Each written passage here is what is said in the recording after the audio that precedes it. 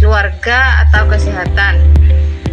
Contoh yang kedua yaitu orang yang tidak setuju dengan pendapat saya pasti tidak bermoral. Kerancuan tersebut karena menyerang pribadi, bukan membahas argumen. Contoh yang ketiga yaitu karena banyak orang percaya berita ini berarti berita ini benar.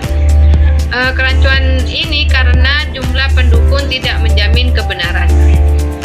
Yang kelima yaitu kerancuan berbicara dalam konteks sosial dan pendidikan. Dalam dunia pendidikan, kerancuan berbicara bisa berdampak serius, seperti siswa menerima informasi yang keliru, keputusan kebijakan diambil tanpa dasar rasional, atau stigma negatif terhadap kelompok tertentu. Dalam konteks sosial dan keagamaan, kerancuan bisa memicu konflik, salah paham, bahkan perpecahan. Karena itu, logika berfungsi sebagai alat penyaring agar komunikasi berjalan secara sehat dan adil. Yang keenam yaitu cara menghindari kerancuan berbicara.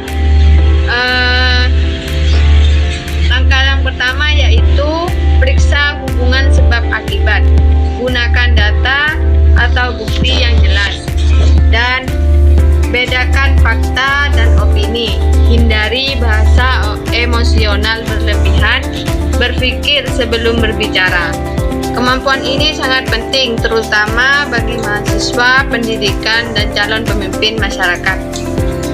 Kesimpulan dalam kerancuan berbicara tersebut adalah kesalahan penalaran yang muncul dalam menyampaikan pendapat sehingga kesimpulan tanpa benar, padahal secara logis keliru. Kerancuan ini sering terjadi dalam komunikasi sehari-hari dan dapat menyesatkan jika tidak dipahami dengan baik. Dengan kita mempelajari logika dan mengenali kerancuan berbicara, kita dapat menjadi pribadi yang lebih kritis, bijak dalam berkomunikasi, dan bertanggung jawab dalam menyampaikan pendapat.